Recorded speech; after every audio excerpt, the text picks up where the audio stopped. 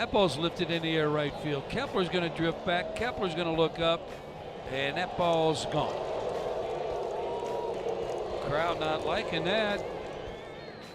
The fans probably should not be happy with that. Santander there, back-to-back homers in the sixth. Orioles ended up having 6 homers in the game. That's the 14th time the Twins have given up 6 or more homers in franchise history. The team record is 7. That was September 13th, 1986 against Texas. This is Lexi Schweinert in for Chris Atterbury. It's the Truly Hard Seltzer postgame download. The Twins lost Game 3 of the series and were swept by the Orioles. Final score 15-2. The last time the Twins were swept by the Orioles was April 4th through 7th in 2016 at Camden Yards. And the last time they were swept at home by Baltimore, that was in 4 games, August 22nd through the 25th in 2011. Now we're joined with Dan Gladden to break this one down. 91 games into the season. Twins are now 45-46. What are the Twins? What do you think of them? Well, I think they are. They're not what you saw here today. I think that that was just one of those games that you're going to have some clunkers during the course of the season where you're going to just not look good. The other team is going to look good, and it's kind of just a laugher here. But what hurts is going right into the All-Star break here, and hopefully that this is one that, within 4 days of taking an All-Star break, this will be long gone in the mirror by the time we get out there to Oakland and open up the second half. But, what kind of team are we? I think that there's still a lot of hope that we are what we are, and that is good starting staff. We got a great bullpen. The starters have carried us all year, and hopefully at some point something's going to ignite the offense because, like Corey was talking about, take away Kansas City games, we were averaging 2 runs a game. Our pitching was giving up 3 runs a game, and we were 0 for a ton with runners in scoring position. So we're having opportunities. We're just not coming through clutch right now. And I want to bring it back to a point that you mentioned, like now it's the All-Star break. They have 4 days to think about it. As a former player, is that a good thing that you have time to, refresh and regroup, or is it a bad thing you can't turn around and win a game the next day? Well, I think that it's double-sorted. You can go have a good time, come back, and all of a sudden struggle. Not as a team, not come back. And the teams that are contention, I've always said some guys will come back from the All-Star break and they'll just slowly sink away. And some of it has to do with the fact they didn't do anything for 4 days. And there's the other teams that, hey, we needed a break. We come back. They were kind of, right around 500, and all of a sudden they'll take off because they needed that 4 days break. They recharged their batteries. All I can tell you is that we made sure that we went up to Brainerd every year, and I had a boat, jet skis, and we had half the team that was up there at Brainerd. We were running around on the lake, and we seemed to have a good time, but also be able to come back. Key is to be able to do some sort of baseball activity in those 4 days. Okay. Don't just sit around and sightsee. Yeah, stay active for sure. And I know you said this was not what the Twins are today, was not representative of what they are, but they did get whooped by the Orioles. The offense did not help, only 4 hits. We only scored 5 runs in this series. Where is the offense right now? What do they need to do to get the bats going? Well, I don't know. I just think that right now I guess you could say that you're running into some good pitching right now. I know that I thought that the first inning was an indication of, okay, here we go. We're going to have that kind of day. It turned around. It was flipped on us right away. And Kyle Gibson, after walking the leadoff guy, giving up a double, all of a sudden settled down. At one point, I think he retired 13, 14, 17 in a row. Yeah, crazy. So, what happens there, you just kind of sleepwalk a little bit. You get out of what you're trying to do out there or what he's trying to do.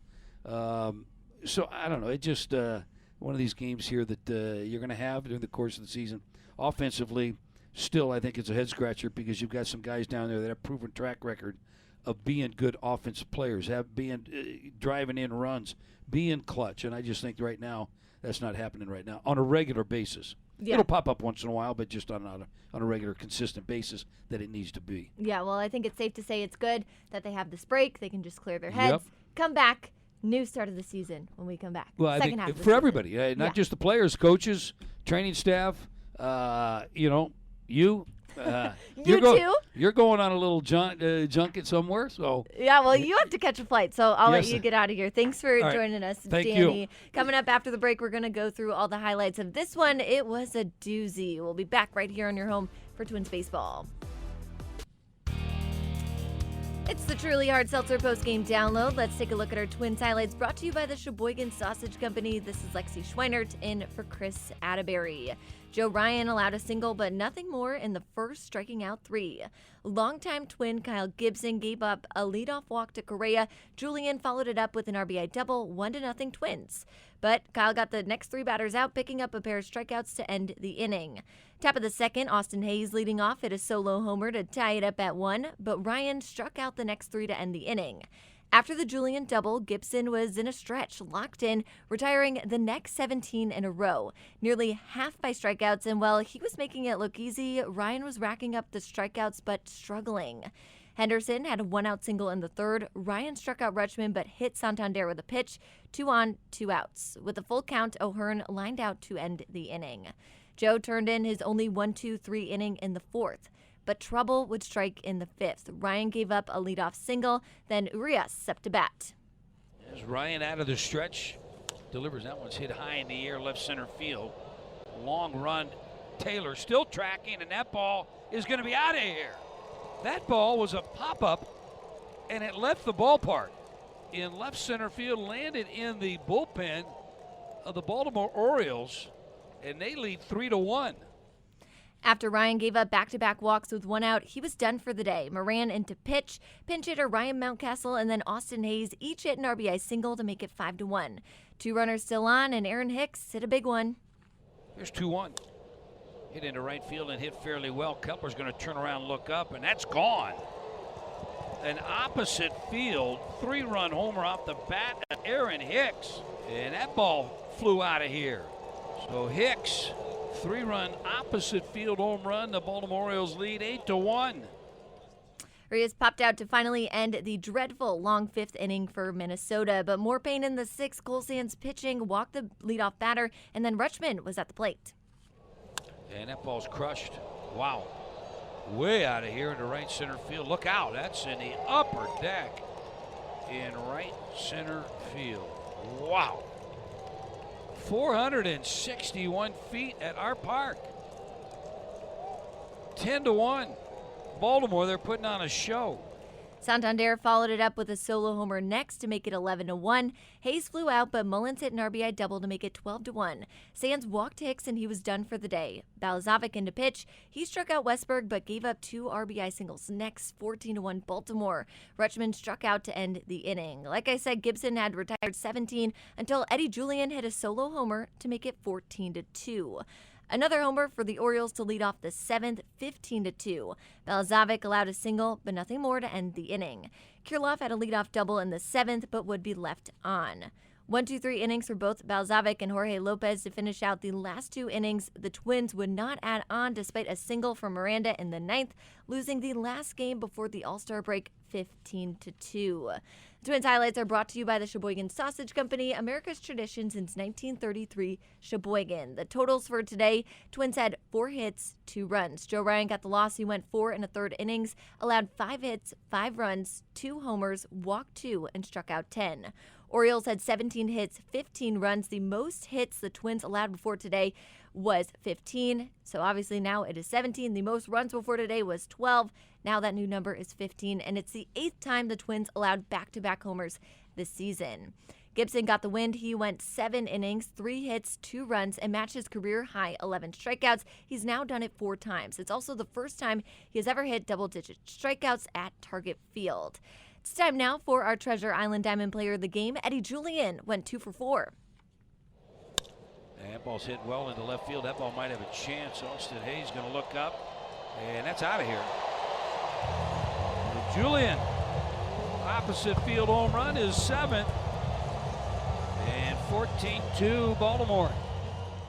He drove in both of the Twins' runs, hit his 7th homer. Eddie Julian has now hit in 4 of his last 5 games. Julian is our Treasure Island Diamond Player of the Game. Treasure Island Resort and Casino is the exclusive casino sponsor of the Minnesota Twins. The island is your destination for all things fun. Visit ticasino.com to plan your visit. Well, don't go anywhere. Coming up next, we're going to check out some scores from both the Twins minor league teams and Major League Baseball. That's next, right here on your home for Twins Baseball. This is the Treasure Island Baseball Network. Welcome back to the Truly Hard Seltzer postgame download. Lexi Schweinert here for Chris Atterbury. The Twins lost Game 3 of the series to the Orioles, but let's check out how our minor league teams fared today. Fort Myers playing Jupiter, a doubleheader. They lost the first game 7-6, but they won the second one 4-2. Game 2 starter right-handed pitcher John Klein, who we've talked about in our minor league segment, went 4 and only allowed 1 hit while striking out 5. Heading now to Cedar Rapids. They are playing the Quad Cities. They lost 6-5, but a couple of guys, Noah Miller went 2 for 3 with a homer and a double and 3 RBI. Kalai Rosario also went 2 for 4 with 2 doubles and 2 runs. Now, Wichita is playing in Tulsa. Right now, it's tied up at 8 at the bottom of the ninth. Brooks Lee has gone 3 for 4 with a home run, 2 doubles, and 4 RBI. So hopefully Wichita can pull away with that one. Now, here's a score. St. Paul playing Iowa. They are winning 20-4 in the bottom of the 8th. Louis Varland started the game for them. He went 5, allowing 3 hits and only 1 earned run. Kyle Garlick went 3 for 4 with a walk, double, and 5 RBI. Matt Wallner also went 1 for 4 with 2 walks, 3 RBI, and 2 runs. Safe to say that St. Paul will win that one. Let's check out our Xfinity out-of-town scoreboard. First, heading to Detroit. Detroit on a high from a no-hitter yesterday against Toronto. The Blue Jays were trailing 3-0 earlier in the game. Then in the 9th inning, Toronto was down 3-1 with 2 outs, and in stepped Danny Jansen. 1-0. Fly ball. Out to left. It's hit well, and it is gone. And we are tied in the 9th. Danny Jansen delivers a game-tying 2-run home run in the 9th. Blue Jay fans explode out of their seats. Nathan Lucas loops one down the left field line. Fair ball into the corner. Varsho's got good speed. He's on his way around third, coming home, and he's going to score! Nathan Lucas, with his biggest moment in the big leagues, delivers a go-ahead double for the Blue Jays in the 10th. And it's 4-3 Toronto. What an outcome for the Blue Jays. They won in extras 4-3. Such a comeback for them. Heading now to a game in our division. Kansas City Royals were playing in Cleveland against the Guardians. The Royals scored 3 runs in the 6th thanks to Freddie Fermin and Michael Massey. There's a liner by the third baseman down the left field line into the corner. Extra bases for Freddie Fermin. He drives home Salvi in the 0-2. And a swing and a ground ball by the first baseman Naylor down the right field line. In to score will come Freddie Fermin. Kyle Isbell goes to third. And now they're going to wave Isbell, and he's going to score. To third base will go Michael Massey, and the Royals add 2. They lead it 4-1. That's a triple for Michael Massey down the right field line. And the Royals ended up winning that game 4-1, but Cleveland is still a half game ahead of the Twins. That's our out-of-town scoreboard, brought to you by Xfinity, the next generation 10G network only from Xfinity. The future starts now. Well, coming up after the break, we're going to take a peek inside the clubhouse and see what both Rocco and the players have to say about the loss. After the break, that's right here on your home for Twins baseball. You're listening to the Treasure Island Baseball Network. Welcome back to the Truly Hard Seltzer post-game download. This is Lexi Schweinert in for Chris Atterbury. We are coming off of a 15-2 loss to the Baltimore Orioles, and this series is brought to you by Royal Credit Union, where you get more free, less fee, and great rates. Learn more at tcu.org. The Twins were swept, and it was the last game before the All-Star break. Rocco thinks the team still has work to do. I don't think we're sitting here going into the break feeling tremendous about everything that happened in the first. It wasn't the first half of all first halves. I mean, that's for sure. But yeah, it's tough when you're playing up and down baseball for an entire half. There's no way to be in a clubhouse and not ride that a little bit. But we still have an entire half ahead of us with a good team, and we're right in striking distance of everything that like I said, everywhere where we want to be. It's still right there. It's right in front of us. It gives us something to charge at. And despite the loss today, the Twins were leading the AL Central for the majority of this season. Rocco still believes in his team. I couldn't believe in our team anymore. I mean, I don't know any other way to say that. That's pretty straightforward. We have a lot of not just ability but character and leadership and all the things that we want as a staff, as a manager, that you have in a roster. We have it. So we should go out there and win. So much talent on this team, and great to hear from manager Rocco Baldelli encouraging his guys, and hopefully they're going to start off the second half of the season on a positive note. Emilio Pagan, we saw today, he went a third of an inning. He only allowed a hit in that appearance. He talks about the first half of the season. I think it's been pretty frustrating for everybody, and I think that's probably the easiest way to describe it. I think there's no doubt we've got talent in this room, and we've got the ability to go and win a lot of games. For whatever reason, we haven't been able to put a stretch together where we win 7, 8, 9 in a row. You would think over the course of a season, like, it's coming, but, you know, we said a lot of the same things last year too. And so we've got to, you know, in a weird way, the way today went could turn out to be a good thing. If we come out today and we win 7-1 or 8-1, then it's real easy to go into the break feeling good about yourself and maybe not be honest about how we've played as a unit. Fact of the matter is we haven't played up to our capabilities.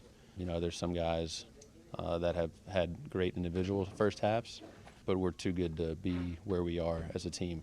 And so in a way we can use today as a positive and have this in the back of the mind over our break and, you know, hopefully come out when we get to Oakland with a sense of urgency, knowing that, you know, the organization's going to have to make a decision whether they want to continue to move forward with this group or make some changes. So they've done their part. On paper, we've got a great team. Now we got to do ours and come out and play with a little more urgency. That was Emilio Pagan. Very insightful answer there, and that's such a good point about taking these 4 days off. If they won today and maybe just had fun during these All-Star break, they wouldn't be as focused coming back, but now they know they need to come back on Friday and be ready to rock and roll. Castro also talks about how this is not the way he wanted to head into the break. Obviously, we don't want to finish like this first half, but, you know, this is part of the game. Like I said before, I think we have the team. You know, we have the team, we have the pitching, we have the offense. I just think when these 4 games, 4 off days go by, I think we're gonna come back even stronger. You know, I think everybody needs to relax. You know, I think it's a couple of days with family, and, you know, just don't think about baseball. You know, in these few games, and then when we come back, we're gonna come back fresh and, you know, just ready to go.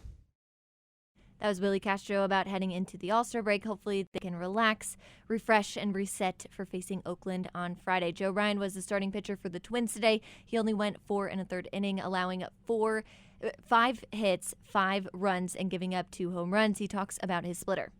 Yeah, the split. Like, I threw some really good ones today. We were just trying to find a little bit more consistency with the movement. Got some swing and misses on ones that weren't as crisp, and then got some, I guess, other just like foul balls and stuff, but just a lot of takes on that pitch too. Maybe it just didn't set it up as well as I could have. But yeah, we'll keep working on that and just get a little more consistent again. That was Joe Ryan, who is the starting pitcher today. I bet he is hoping that he has some better outings when he comes back from the All-Star break. The Twins lost this one 15-2 to the Orioles. We are going to circle the bases when we come back. That's right here on your home for Twins baseball. Or 15-2. The Orioles take all 3 in the series, and the Twins head into the All-Star break being swept for just the 5th time in franchise history. Let's circle the bases. At first, the first 8 putouts by the Twins today came by the way of a Joe Ryan strikeout, which is a new Twins record. The previous record was 6, previously accomplished 5 different times. At second, Kyle Gibson earned the win today, going 7 innings while striking at 11, matching a career high. The win brings Kyle's career record to 98 and 97, and it was win number 33 at Target Field. That matches Jose Barrios for the most wins ever at Target Field. Both individuals adding to their Target Field win total this year while playing for other teams. At third, coming into this series, the Orioles had lost 12 of their last 13 games at Target Field and had the lowest winning percentage of any AL team at Target Field. With the sweep, the Orioles improved their Target Field record to 19 and 25, a .431 winning percentage. That surpasses the Royals at .415, who now have the lowest winning percentage of any AL team at Target Field.